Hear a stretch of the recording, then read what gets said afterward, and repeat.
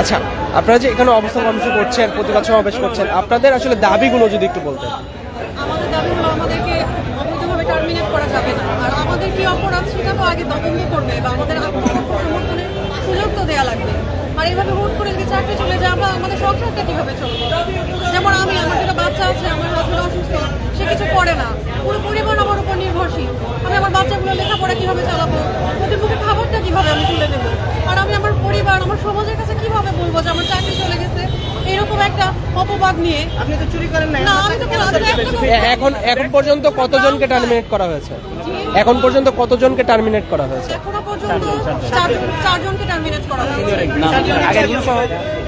আর কোনো কারণ দেখানো হয়েছে কিনা? কারণ দেখানো হয়নি। সরাসরি বোর্ড থেকে চিঠি দিয়ে টার্মিনেশন লেটার করা। বোর্ড থেকে আপনাদের সাথে মানে এই বিষয়ে কোনো কথা বলেছে কিনা? না, আমাদের সাথে কোনো প্রকার কোনো কথা বলেনি।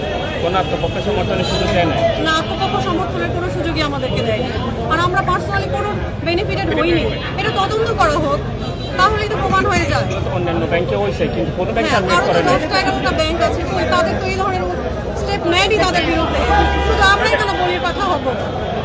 আমরা তো বিপদে পড়ে গেলাম, আমাদের রুটি রুজি এখানে। আর আমি ক্যারিয়ারের এই মধ্য প্রান্তে এভাবে চাকরি চলে গেলে আমি কি করে খাবো? আমি আরেকটা চাকরিও করতে পারবো না। বাংলাদেশ ব্যাংকের গোল্ড মেডালিস্ট। নষ্ট হয়ে যাবে, কাজ করতে। আমি এখানে শুদ্ধাচার পুরস্কার পাওয়া, আমি গোল্ড মেডেলিস্ট, ব্যাংকিং ডিপ্লোমাতে আমি গোল্ড মেডেল পেয়েছি। আমি ঢাকা ইউনিভার্সিটি স্টুডেন্ট, আমার অনেক অপশন ছিল। আমি ইউনিয়ন ব্যাংক চুজ করেছি কারণ এই সরিয়া ভিত্তিক ব্যাংক, এই জন্য আমি অন্য কোনো ব্যাংকে যাইনি। কারণ কি বাংলাদেশ ব্যাংকের এডি তো আমার হয়েছিল। তাহলে আমার এই ব্যাংকটা সিলেকশন কি তাহলে আমার ভুল হয়েছে? হঠাৎ এরকম সিদ্ধান্তের কারণ বলে কি মনে করছেন? কি কারণ হলো? জাস্ট আমরা সিগনেটরি।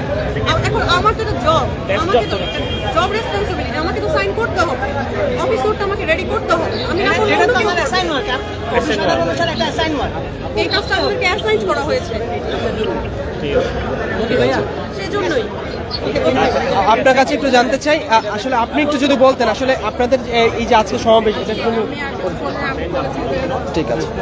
দর্শক, এই মুহূর্তে এখানে যারা রয়েছেন কর্মকর্তা কর্মচারী যারা রয়েছেন তাদের থেকে জানার চেষ্টা করছিলাম, তাদের যে দাবিগুলো রয়েছে সেই দাবিগুলো তুলে ধরার চেষ্টা করছিলাম বার্তা 24 ক্যামেরায়। দর্শক, যেমনটি তারা বলছেন যে এখন পর্যন্ত টার্মিনেট করা হয়েছে 5 থেকে 7 জন এবং টার্মিনেটের জন্য তালিকাভুক্ত করা হয়েছে 200-এর অধিক, এমনটি কিন্তু তারা দাবি করেছেন। এবং তারা কিন্তু বলছেন যে টার্মিনেটের যে লিস্ট করা হয়েছে সেই লিস্ট বাতিল করতে হবে এবং বেতন যে ভাতা রয়েছে সেটি কোনোভাবে কমানো যাবে না, এমনটি কিন্তু তারা দাবি করছেন। সেই দাবিতে কিন্তু তারা বর্তমানে কিন্তু ইউনিয়ন ব্যাংকের সামনে কিন্তু অবস্থান করছেন এবং এখানে কিন্তু বিভিন্ন স্লোগান দিচ্ছেন।